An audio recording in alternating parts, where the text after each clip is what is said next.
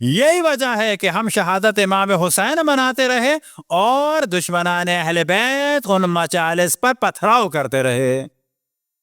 اب کل پرسوں آپ خبروں میں دیکھیں گے کہ جی پاکستان میں ہر جگہ محرم کا جلوس مثلا اگر گزر گیا خیریت سے کہ پاکستان میں ہر شہر میں محرم کا جلوس امن و امان کے ساتھ گزر گیا۔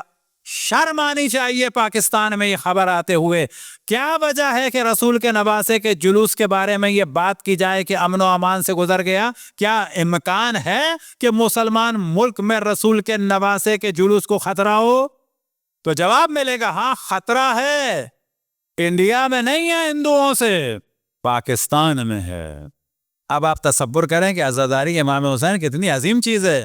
البتہ انڈیا کا ہم ذکر کریں کہ تمام نان اسلامک ممالک میں وہ تو کوئی بڑی بات نہیں ہے، بلکہ تمام اسلامک ممالک میں منفرد ہے اس اعتبار سے کہ نان مسلم کنٹری ہے، لیکن عاشورہ کی چھٹی جو ہے وہ نیشنل ہالیڈے میں ہے، نیشنل ہالیڈے ہے۔ یعنی عاشور کے دن یہاں پر بھی ایمبیسی بند ہوگی، عاشور کے دن پورا انڈیا بند ہوگا۔ وجہ کیا ہے؟ وہ کافر ہیں، منافق نہیں ہیں۔ کافر سے کیا مراد؟ وہ گالی کے طور پہ نہیں، یعنی نان مسلم ہے۔ کافر ورڈ کو بھی برا بنا دیا گیا ہے، یعنی کافر نکلا انکار سے، یعنی رسول اللہ کی نبوت کا انکار کرتے ہیں اس معنی میں، لیکن منافق نہیں ہیں۔ یعنی دبئی میں، قطر میں، بحرین میں، امارات میں چھٹی نہیں ہے جہاں مسلمان ہیں، لیکن انڈیا میں چھٹی ہے۔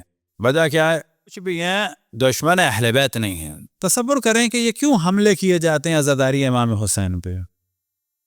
کیونکہ ان کو پتا ہے کہ جب لفظ شہادت بیان ہوگا امام حسین کے لیے، اور جب کسی کے ذہن میں بھی سوال آئے گا تو قاتل ان کے گھر میں نکلیں گے، ان کے گھر میں قاتل نکلیں گے۔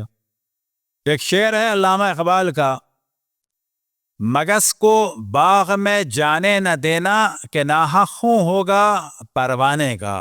مگس کہتے ہیں شہد کی مکھی کو، تو وہ فرما رہے ہیں کہ شہد کی مکھی کو باغ میں نہ جانے دینا۔ اگر شہد کی مکھی باغ میں گئی تو کیا ہوگا؟ پروانہ مارا جائے گا۔ یہ کیا مراد ہے پروانہ مارا جائے گا؟ تو اس کے معنی یہ ہے شہد کی مکھی باغ میں جائے گی، باغ میں جائے گی تو کیا کرے گی؟ پھول پہ بیٹھے گی، پھول پہ بیٹھ کے کیا کرے گی؟ اس کا رس چوسے گی، رس چوسنے کے بعد کیا کرے گی؟ اس کو اسٹور کرے گی، اسٹور کرنے سے پہلے کیا کرے گی؟ اس کا چھتا بنائے گی، چھتے کے لیے کیا کرے گی؟ اپنے منہ سے موم نکالے گی اور موم کا چھتا بنائے گی۔ اس چھتے میں جا کر یہ جو رس چوسا ہے اس کو اسٹور کرے گی، جو رس چوسا ہے وہ شہد بن جائے گا۔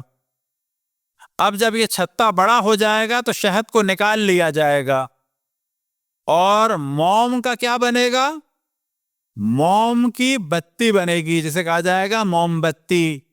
اور جب یہ موم بتی جلے گی تو ایک پروانہ آئے گا اور جل کے مر جائے گا۔ تو کیا کہا اس بات کو علامہ اقبال نے کہ شہد کی مکھی کو باغ میں نہ جانے پہ دینا، کیونکہ وہ شہد چوسے، رس چوسے گی، شہد بنائے گی، اس کو اسٹور کرنے کے لیے موم کا چھتا بنائے گی، اور اس کے بعد جب موم کا چھتا توڑا جائے گا شہد لوگ کھا لیں گے، چھتے کی موم بتی بنائیں گے، پروانہ مر جائے گا۔ مگس کو باغ میں جانے نہ دینا کہ ناحق خوں ہوگا پروانے کا۔ یہ جو ہمارے دشمن ہیں وہ بالکل اسی پالیسی پہ چلتے ہیں، کالا کپڑا پہننے نہ دینا، ورنہ سوال ہوگا کیوں؟ تو پتہ چلے گا کہ حسین قتل ہوئے، حسین قتل ہوئے تو قاتلوں کا سراغ لگے گا، تو پتہ چلے گا قاتل تو وہاں بیٹھے ہیں۔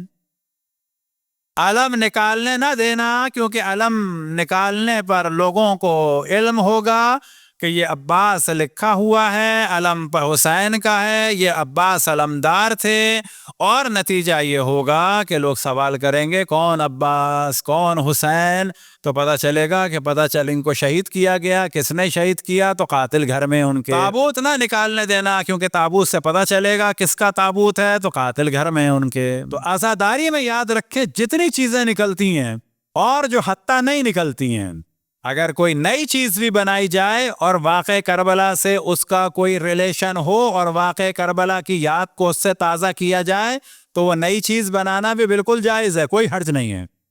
وہ ہمارے ہاں بہت ساری چیزیں نہیں بناتے، ایران عراق میں بناتے ہیں، ایران عراق میں عصر عاشور خیمے جلاتے ہیں. خیمہ سوزی کی جو رسم ہے خود میں نے دیکھا دل ہل جاتا ہے کہ فوراً ذہن میں آتا ہے کہ اس طرح سے خیمے جل رہے تھے اور بیویاں ایک خیمے سے دوسرے خیمے میں جا رہی تھیں. اب آپ تصور کریں کہ ہم عزاداری امام حسین کو زندہ رکھنے والوں میں سے ہیں اور دوسری جانب سے عزاداری امام حسین کو مٹانے کی سازشیں ہو رہی ہیں. اور یہی وجہ ہے کہا جاتا ہے کہ امام حسین کی عزاداری افضل ترین عبادت ہے. کیوں؟ کہ یہ وہ عبادت ہے کہ جس کی وجہ سے ائمہ کی مظلومیت دنیا کے سامنے ہے. یہ وہ عبادت ہے کہ جس کی وجہ سے ائمہ کے ظالموں کو دنیا پہچانتی ہے. مشہور ہے، مختلف علماء سے یہ سوال ہوئے، آیت اللہ عظمی عبداللہ شیرازی سے بھی، بعض جگہ آغا حکیم سے، کیا آپ لوگ عاشورہ کیوں مناتے ہیں؟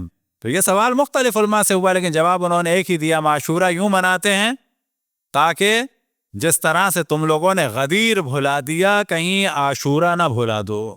جس طرح سے غدیر بھلا دیا تو کہیں عاشورہ نہ بھلا دو. اجرکم علی اللہ.